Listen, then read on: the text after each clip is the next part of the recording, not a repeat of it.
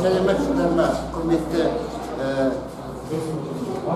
филфакультет студенттері, факультет информационных технологий қазақ тобы ақпараттық жүйелер мамандығы.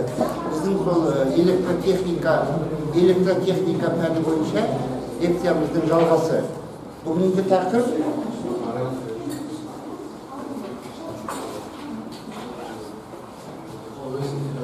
тақырыпты былай деп жазыңыздар.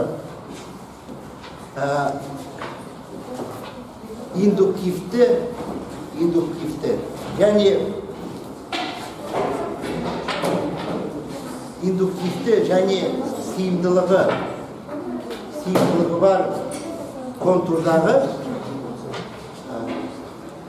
қуат. Индуктивті және сыйымдылығы бар контурдағы қуат. Екінші сөзбен айтқанда, оны былай деуге болады. Катушкасы бар және конденсаторы бар тізбектегі қуат. Біріншісі, былай деп жазыңыздар. Біріншісі катушкалы тізбектегі қуат. Енді катушкалы тізбекті өздеріңіз қайтадан салып берейін. Былай.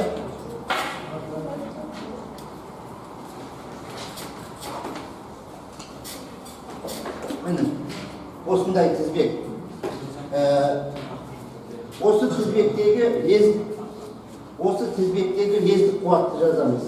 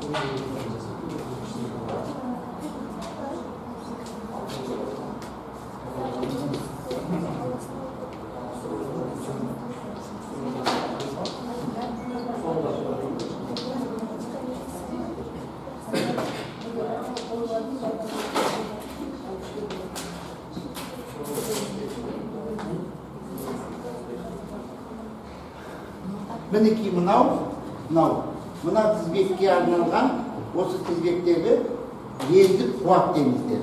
Лездік қуат.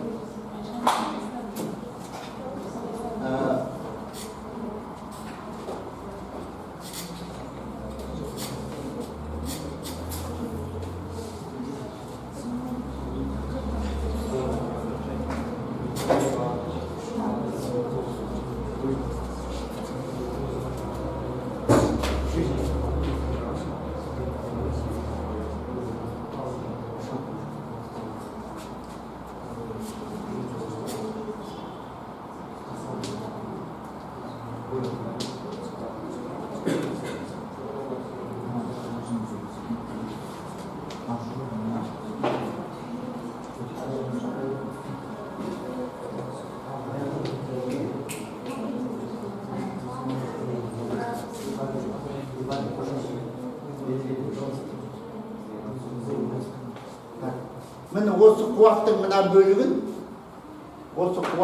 бөлігін активті қуат дейді. Активті қуат. Енді осы қуаттың мына бөлігін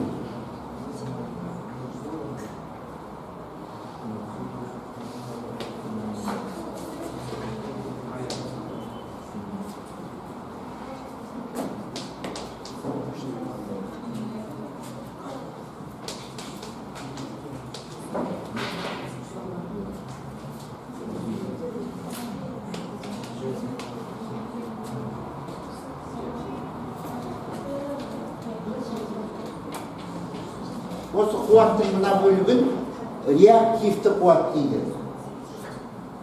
Реактивті қуат. Енді осы активті, реактивті деген сөзде қандай мағына жатыр? Активті, реактивті деген сөзде мынандай мағына жатыр. Мынау активті қуат мына жерде жылу ретінде шығады. Жылу ретінде шығады. Ал мынау реактивті қуат, ол жылу ретінде шықпайды. Жылу ретінде шықпағаннан кейін ол не деген сөз? Ол мына жерде мынау катушка менен мынау кернеудің көзі екеуі біріне-бірі энергияны былай әлгі допты жақтырады ғой. Допты мына қолдан мына қолға бүйтіп секіртіп жақтырғандай энергияны былай біріне-бірі перекачивать етіп тұрады. Реактивті қуат деген сол. Ал активті қуат ол жаңағы жылу ретінде шыққаннан кейін ол мынау орыс тілінде былай дейді. Безвозвратно дейді, қайтымсыз кетіп қалады.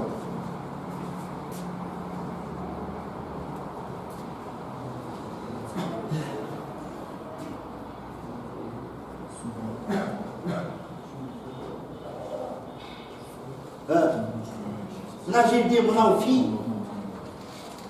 Балалар, мынау мел жаман ғой деймін, мынау жаман мел жазбай тұр, қатты мел алып келіңдерші.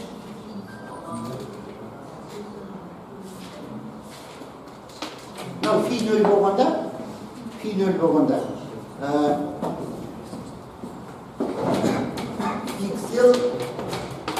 нөл болады.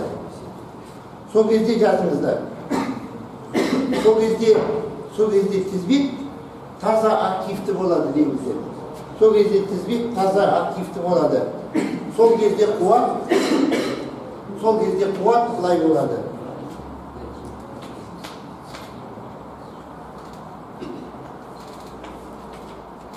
IU косинус 2 омега-Т.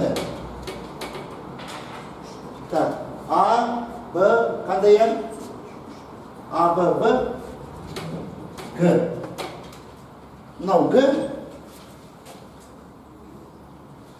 Г-ні жазыңыздар. Таза активті қуат дейміздер. Таза активті қуат. Жазып үлгеріп жатсыздар ма? Мен өйткені өшіруге болады ғой. Жақсы онда.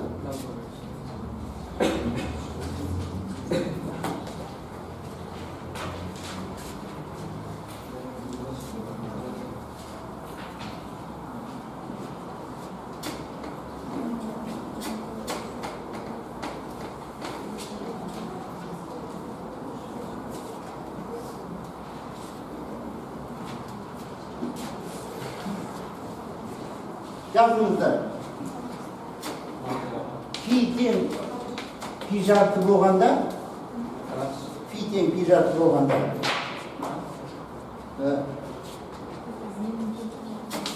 Гер тең нөл,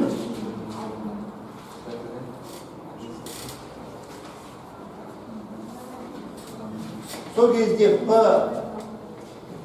реактивті тең ПЛ тең С тең минус IU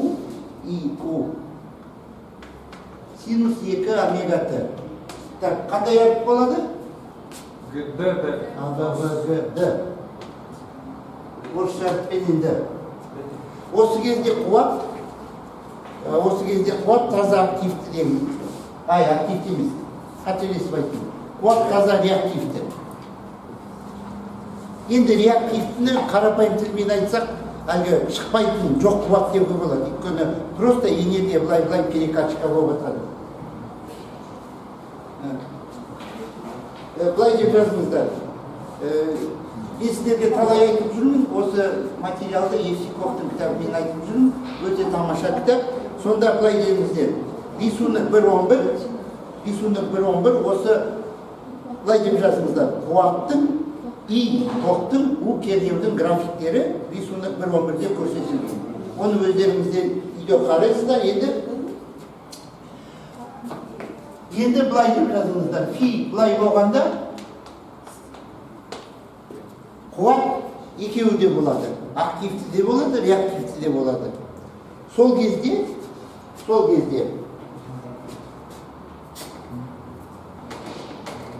мынау мінекей средний, посредний. Жазыңыздар, орташа қуат деңіздер.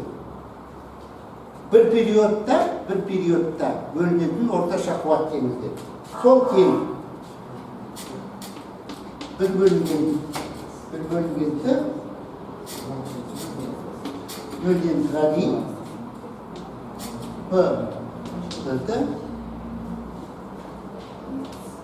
bir bölüngенді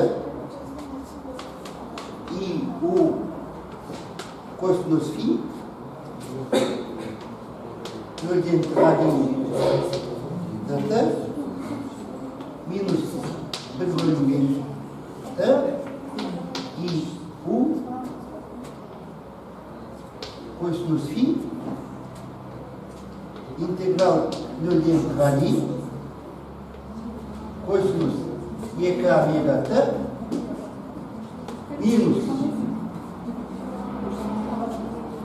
минус bir bölüngen т и у синус фи интеграл нөлден тұра дейін синус 2 омега т и у косинус фи.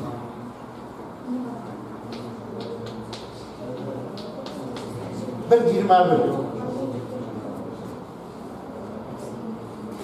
Қайтадан жазайықшы.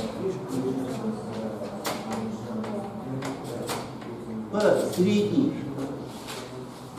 и у косинус фи.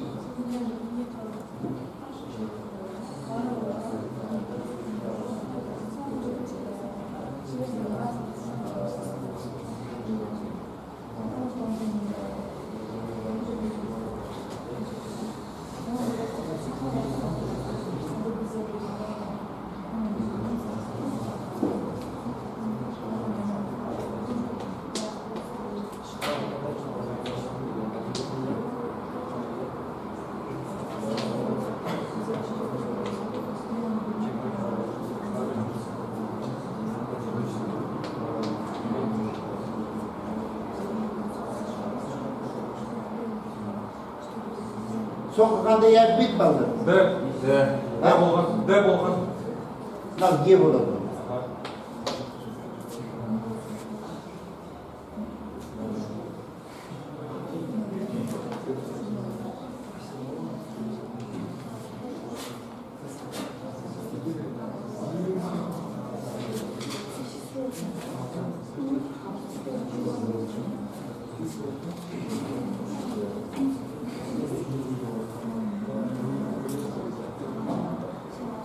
Былай деп жазыңыздар.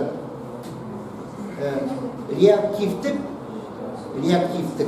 яғни индуктивтік қуаттың орташа мөлшері нөлге тең болады деңіздер. Нөлге тең болады.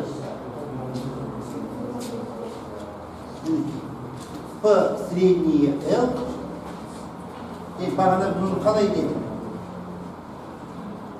П реактивті дедік қой, немесе S дедік, S тең. Bir bölüngen T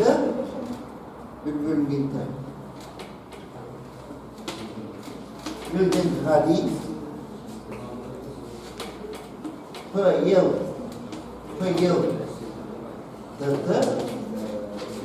тең. Bir bölüngen T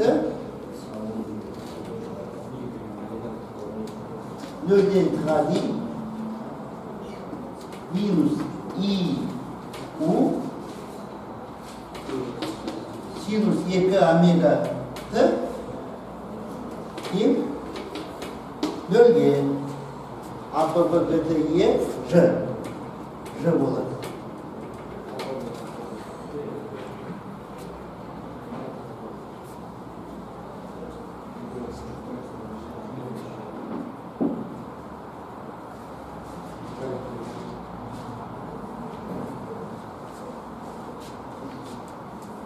Görдіңіздер ме? Енді былай деңіздер. Енді тура осындай амалдарды деңіздер. Енді тура осындай амалдарды конденсаторы бар тізбекке қарастырамыз деңіздер. Конденсаторы бар тізбекке қарастырамыз.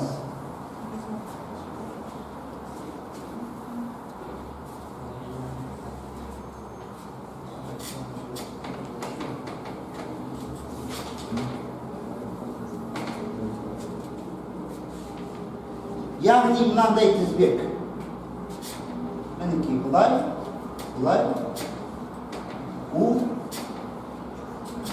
мына жерде L, мына жерде конденсатор С. Мінекей осындай тізбекті қарастырамыз. Осыған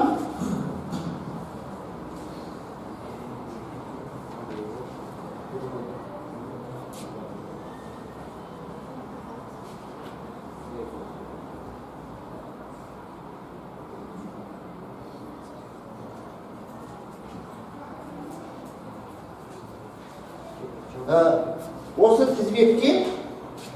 тізбекке арналған орташа қуат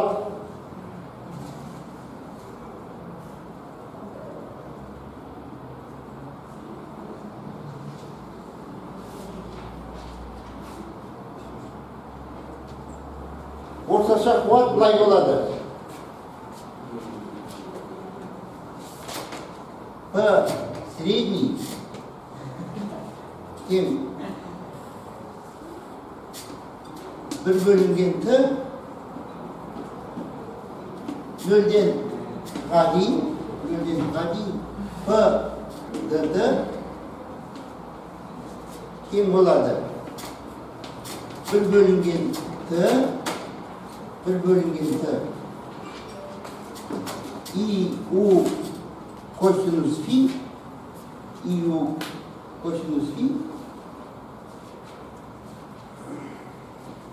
нөлден ға дейін dt минус 1 бөлінген Т IU косинус фи интеграл 0-ден ға дейін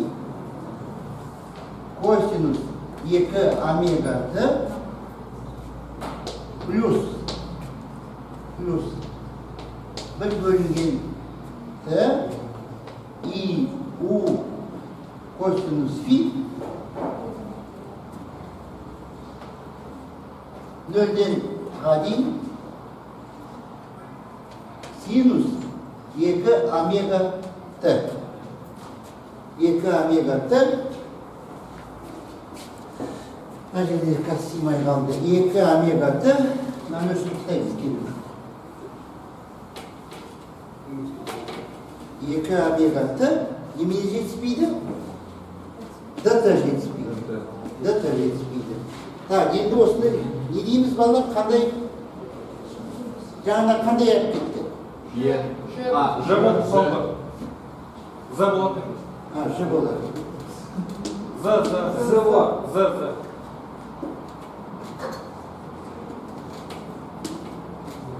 Мінекей, З.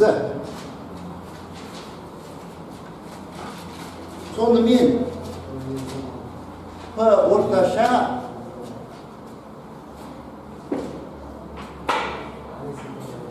IU косинус фи. IU бөлінген Z немесе I квадрат R.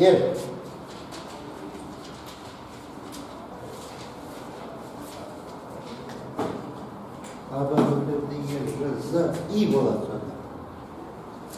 I дегені.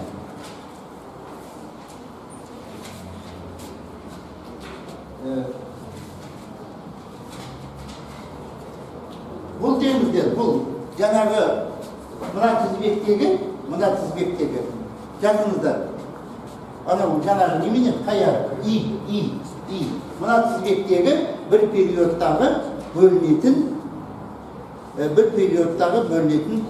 қуат дейміз. Қуат. Ары қарай жазыңыздар. Осы тізбектегі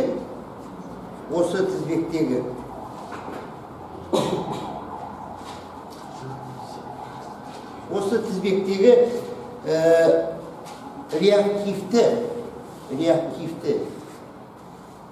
яғни емкостной, реактивті, яғни емкостной қуат тең болады деңіздер. П среднее С, бағана біз оны не дедік?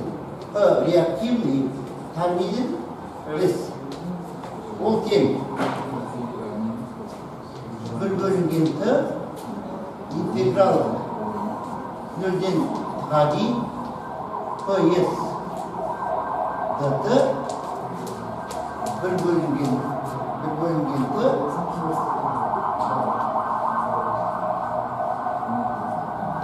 0-ден ға дейін